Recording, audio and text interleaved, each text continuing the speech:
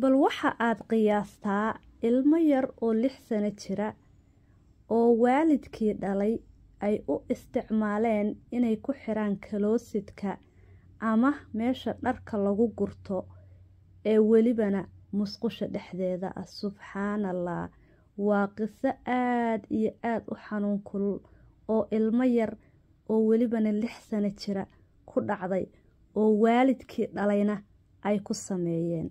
waa qiso dhab ah oo aad iyo aad u xanuun badan ee bal aan isla dhageysano. qisadani waxa ay ka dhacday dalka Mareykanka, gobolka loo yaqaano Indiana, tuulo yar oo ku taala. waxa ay dhacday sanadku markuu ahaa 2000kii. waxa ay qisadani ku dhacday wiil yar oo lagu magacaabo Clinton lagu magacaabo. Clinton wuxuu ahaa wiil yar oo 6 sano jira. waalidkii dhalay waa ay kala tageen. aabihiina waxa uu guursaday qof kaleeto, gabadh kaloo guursaday.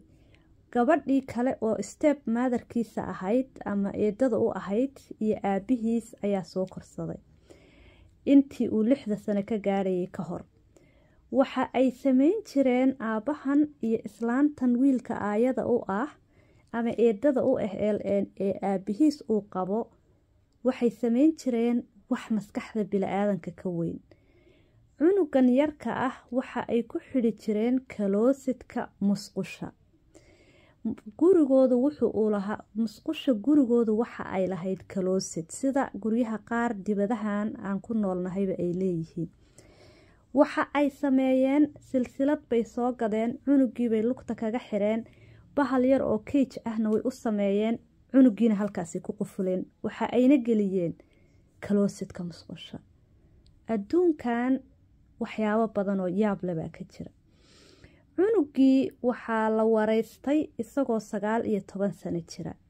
qisadan ka sheekeynaya. cunugii yaraa waxaa dhacday sida uu meesha ugu jiray, uu ugu rafaadsanaan jiray meesha, baa waxaa jirtay gabadh yaroo step sisterkiisa ah oo ay naagtu dhashay laakiin aabihiis uuna dhalin. gabadhii yarayd ee 14 jirtay iyada laguma xidhi jirin kaloosidka oo iyada way u baahnaayeen, way ku shaqaysan jireen. iskuulna way gaartay oo way aadi jirtay.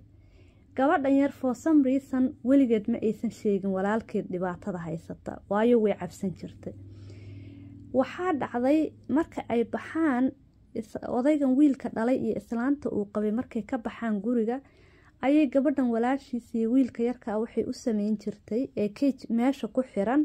wuxuu yidhi intay iga furto oo isoo bixiso bay waxay isiin jirtuu dhahay cereal iyo guriga marba wixii yaala ayay isiin jirtuu dhahay walaashay. marka waxaa dhacday maalin maalmaha ka mida gabadhi yarayd waa ay u adkeysan weysay dhibaatadii guriga taallay. waalidkeed markii ay baxeen, hooyadeed iyo odaygii hooyadeed qabay maalin markay baxeen bay waxay samaysay, markay iyagu reerkani ninkan iyo naagtani baxaan by the way cunuga way xiri jireen. gabadhan waxaa la dhihi jiray halkaas sii fadhiisa tv-ga daawo, 14 jir bay ahayd, albaabkaana ma furi kartid. marka ilaahay qadartiisa waxay ku fikirtay gabadhani inay walaalkeed badbaadin karto iyaduna isbadbaadin karto. waxay samaysay way ka carartay gurigoodii. waxa ay banaankay u baxday. waxaa laga soo qabtay say usii ordaysay gobolka la yidhaahdo Kentucky. waxayna deganaayeen Indiana. I don't know siday ku tagtay halkaa ma aqaano.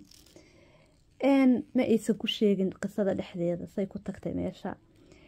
waxaa dhacday booliiskii markii uu gabadhi yarayd soo qabtay waa ay oydaa la yidhi, waxayna ku oynaysay ha igu celinina gurigaas. gabadhii yarayd saad og tahayba ilmuhu, saad og tihiinba ilmuhu hadduu yidhaahdo yaan laygu celinin guriga oo ilmuhu una ahayn ilmo lumay, waa la wareystaa wadamadan. waxaa la geeyey meeshii ilmaha, waa la wareystay cunugtii markii la wareystay qisadii dhan bay uga dhacday reerkii inuu walaalkeed ku xidhan yahay kaloosidka musqusha, in iyada laftirkeeda la dili jiray, la dhihi jiray haddaad hadasho waan ku jarjaraynaa. balaayadaasoo dhan ay uga sheekaysay. gurigii waa la yimid. markii la yimid cunugii yaraa ee 6 sano jiray waa laga soo kaxeeyey gurigii.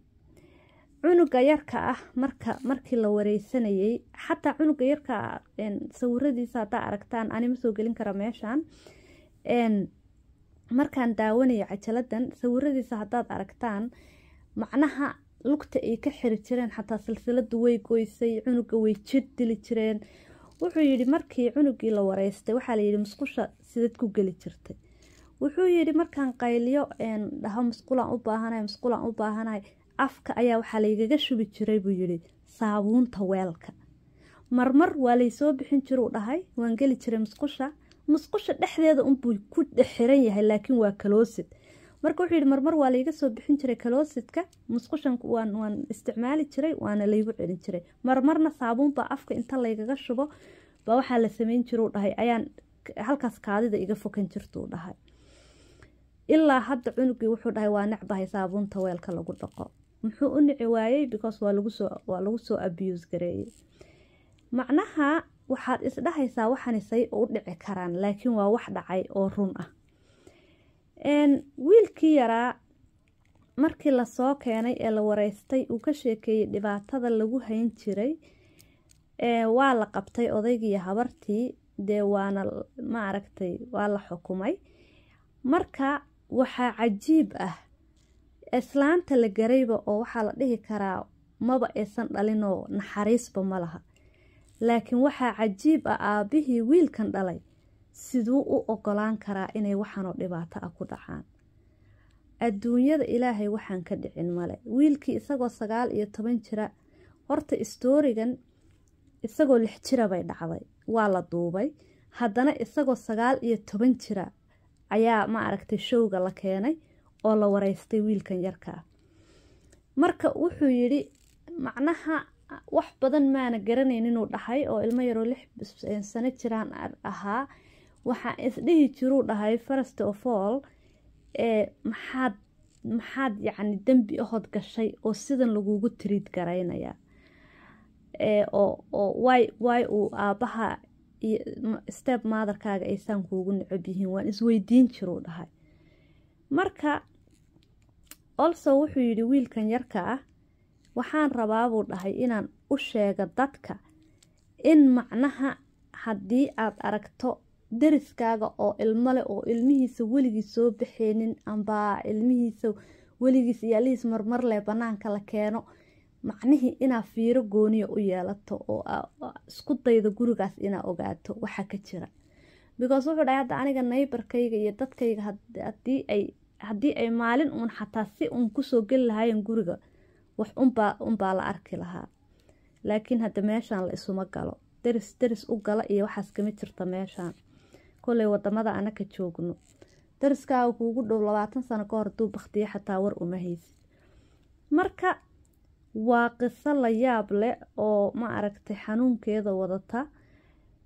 adduunkan wax aan ka dhicina male. ilmaha yaryarka ah ma aragtay ku nool wadamadan sometimes waxaa loola dhaqmaa si xataa xawayaanka aan loola dhaqmin.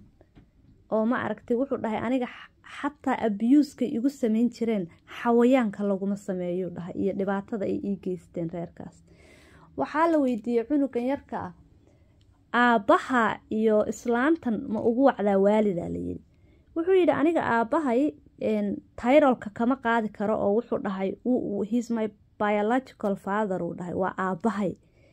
laakiin wuxuu dhahay he doesn't deserve it inuu aabbahay noqdo ma u qalmo aabbahay inuu noqdo because intaasoo dhibaato abuu ii geystay. marka waxaa waaye waa qiso la yaab leh oo wadamadanayto kolley iyo adduunkao dhan kolley way ka dhacdaaye wax soo duubo unbaan la arkin. ilmaha yaryarka dhibaatooyin badan baa loo geystaa. marka asxaabey waxaan idin leeyahay intaan ku kulmeyna hawada mar kale. wasalaamu calaykum waraxmatullaahi wabarakaatu.